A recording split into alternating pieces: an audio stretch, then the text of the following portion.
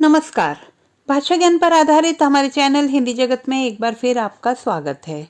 बच्चों, quick revision 2024 की इस सीरीज में हम चैप्टर वाइज रिवीजन करते हुए प्रश्नोत्तरों के माध्यम से पाठ के सभी आवश्यक बिंदुओं पर निगाह डाल रहे हैं, जो आपकी परीक्षा में एमसीक्यूज और विस्तृत प्रश्नों के लिए भी आवश्यक हैं। हमारा आज का वीडियो कक्षा 10वीं कोर्स 1 की पाठ्य पुस्तक क्षितिज भाग 2 के अंतर्गत सूर्यकांत त्रिपाठी निराला जी द्वारा रचित पद्य पाठ उत्साह अट नहीं रही है पर आधारित है। तो आइए प्रारंभ करते हैं।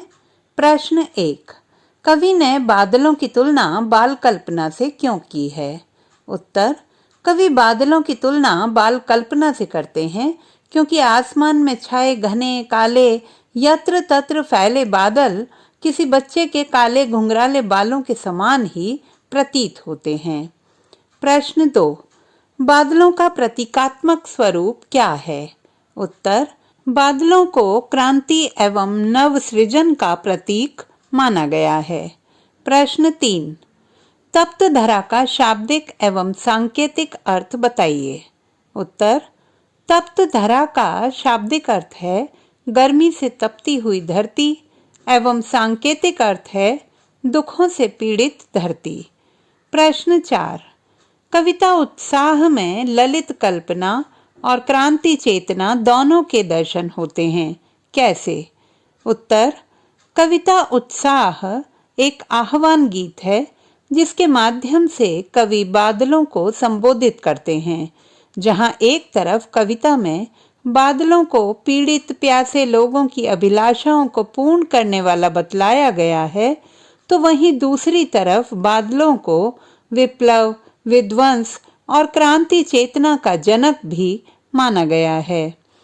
प्रश्न 5, कवि बादल को गरजने के लिए प्रेरित क्यों करता है? उत्तर, कवि बादल को गरजने के लिए प्रेरित करता है क्योंकि बादल गरज कर लोगों में क्रांति की भावना को जागृत कर सकते हैं और किसी भी परिवर्तन के लिए क्रांति अत्यावश्यक है। प्रश्न 6, कविता में किसे विकल और अनमनी अवस्था में दर्शाया गया है? उत्तर, कविता में धरती के सभी जीव जंतुओं और प्राणियों को ग्रीष्म ऋतु की तपिश से विकल यानी बेचैन और अनमना बताया गया है। प्रश्न 7, धाराधर शब्द का प्रयोग किसके लिए किया गया है? उत्तर, धाराधर शब्द का अर्थ है धारा को धारण करने वाला अर्थात बादल। अतः धाराधर शब्द का प्रयोग बादल के लिए ही किया गया है। प्रश्न 8, आए अज्ञात दिशा से अनंत के घन पंक्ति का मूल भाव उत्साह कविता के आधार पर समझाइए। उत्तर, कवि आसमान में प्राकृतिक रूप से किसी अज्ञात स्थल से आने वाले बादलों के यकायक छा जाने की स्थिति का वर्णन करते हैं। किसी अज्ञात दिशा से आने वाले ये बादल दुख से पीड़ित धरती के लिए कल्याण और मंगल की वर्षा करते हैं। इसीलिए कवि बादलों को ईश्वरीय सृष्टि की देन कहना चाहता है। प्रश्न 9, कवि बादलों को रिमझिम बरसने के स्थान पर गरजने के लिए ही क्यों कहता है? उत्तर, बादलों का रिमझिम बरसना व्यक्ति के मन में मृदुल सोच और कोमल भावनाओं को जागृत करता है, जबकि कवि के अनुसार क्रांति गर्जना से ही संभव है। कवि बादलों को क्रांति का प्रतीक मानता है और इसीलिए वह नव परिवर्तन और नव निर्माण हेतु उसे शक्तिशाली स्वर में गर्जना करने के लिए कहता है। प्रश्न 10, विद्युत छवि उर में पंक्ति का अर्थ स्पष्ट कीजिए। उत्तर, बादलों के हृदय में विद्युत का निवास होता है। वही ओजस्विता, वही तेज, वही उत्साह कवि हमें अपने हृदय में धारण करने के लिए प्रेरित करता है। प्रश्न 11, सूर्यकांत त्रिपाठी निराला जी ने उत्साह कविता के माध्यम से सामाजिक परिवर्तनों हेतु क्या संदेश दिए हैं? उत्तर, निराला जी ने उत्साह कविता के माध्यम से जीवन में सकारात्मकता को अपनाने का महत्वपूर्ण संदेश दिया है।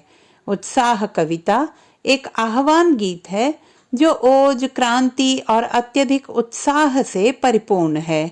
साहित्य के द्वारा ही समाज में जागृति संभव है। कवि चिड़िया के माध्यम से प्रसन्नता पूर्वक जीने का संदेश देते हैं, साथ ही अकेले रहकर भी उमंग से जीने का संदेश देते हुए विपरीत परिस्थितियों में सामना करने का साहस जगाते हैं। प्रश्न 12। कविता उत्साह में बादल किन किन अर्थों के परिचायक हैं? उत्तर: कविता उत्साह में बादल निम्नलिखित अर्थों की ओर संकेत करते प्रतीत होते हैं। उत्साह और संघर्ष के भाव जागृत करने वाले कवि के रूप में, पीड़ाओं को हरने वाली सुखकारी शक्ति के रूप में, जल बरसाने वाली शक्ति के रूप में। प्रश्न 13। कवि बादलों का आह्वान क्यों करते हैं? उत्तर: कवि पीड़ित प्यासी जनमानस की आकांक्षाओं को पूरा करने, उन्हें नव जीवन प्रदान करने एवं नई चेतना से परिपूर्ण करने हेतु बादलों का आह्वान करते हैं। प्रश्न 14। उत्साह कविता के शीर्षक की सार्थकता पर विचार कीजिए। उत्तर: कविता उत्साह वैचारिक क्रांति को मुखरित करने वाली कविता है। उत्साह से भरकर ही क्रांति संभव होती है और क्रांति की यह प्रक्रिया बादलों की गर्जना और उमड़न और घुमड़न से मेल खाती है। बादलों में भीषण गति होती है जिसके माध्यम से वह धरती के ताप को हरता है। ऐसी ही गति, ऐसी ही भावना, ऐसी ही शक्ति कवि जनमानस में भरना चाहता है, उनमें उत्साह जागृत करना चाहता है। अतः इस कविता का शीर्षक पूर्णतया सार्थक है। प्रश्न 15। कविता अट नहीं रही है में किस मास के सौंदर्य का वर्णन किया गया है? उत्तर: कविता अट नहीं रही है में फागुन मास के सौंदर्य का वर्णन किया गया है। प्रश्न 16। फागुन मास की प्रमुख विशेषताएं बताइए। उत्तर: फागुन मास में चारों ओर प्रकृति सुगंधित फल फूलों से आच्छादित नजर आती है। धरती पर सरसों के पीले फूलों की चादर सी बिछ जाती है। वृक्षों पर कहीं हरे तो कहीं लाल नए पत्ते लग जाते हैं। वातावरण में सुगंधित हवा के साथ साथ एक मादकता भर जाती है जिससे मन अत्यंत प्रफुल्लित हो उठता है। वातावरण इतना मोहक और मादक हो जाता है कि पंछी भी आसमान में पंख फड़फड़ाते हुए उड़ने को आतुर हो जाते हैं। प्रश्न 17। कवि अपनी आंख फागुन के सौंदर्य से हटाने में स्वयं को विवश क्यों पाता है? उत्तर: कवि के अनुसार फागुन अत्यधिक शोभाशाली एवं मादक है। उसके रूप, सौंदर्य, रंग बिरंगे फूल, सुगंधित पवन आदि के माध्यम से मौसम इतना सुहाना हो गया है कि कवि फागुन के सौंदर्य से आंख हटाने में स्वयं को असमर्थ पाता है। प्रश्न 18। फागुन की मस्ती का मानव मन पर क्या प्रभाव दिखलाया गया है? अट नहीं रही है कविता के आधार पर बताइए। उत्तर: फागुन की मस्ती में भरकर मानव का मन मयूर नाच उठता है। वह भी चाहता है कि वह आकाश में उड़े और सुगंधित पवन के साथ विचरण करे। प्रकृति में बिखरे सौंदर्य को देखकर वह उसे अपलक निहारना चाहता है। वह मंत्र मुग्ध सा होकर आह्लाद से भर उठता है। प्रश्न 19। अट नहीं रही है कविता क्या संदेश देती है? उत्तर: अट नहीं रही है कविता का संदेश प्रकृति के उल्लास को प्रकट कर जीवन को नए रंग और उमंग से भर देना है। कवि वसंत ऋतु के सौंदर्य के माध्यम से मनुष्य के भावों में नए नए रंग भरना चाहता है। प्रश्न 20। कविता उत्साह एवं अट नहीं रही है के आधार पर निराला जी के काव्य शिल्प की विशेषताएं लिखिए। उत्तर: निराला जी छायावाद के आधार स्तंभों में से एक हैं। उनकी प्रकृति संबंधी कविताएं अत्यंत सुंदर और प्रभावशाली हैं। उन्होंने अपनी कविताओं में शोषितों के प्रति करुणा प्रकट की है। उनकी कविता उत्साह में क्रांति का स्वर गुंजायमान है। इसमें बादलों के माध्यम से मानव के उत्साह का वर्णन हुआ है। वे भाव के अनुसार शिल्प में भी क्रांतिपूर्ण सृजन करते हैं। उन्होंने परंपरागत छंदों को तोड़ते हुए छंद मुक्त कविताओं की रचना की है।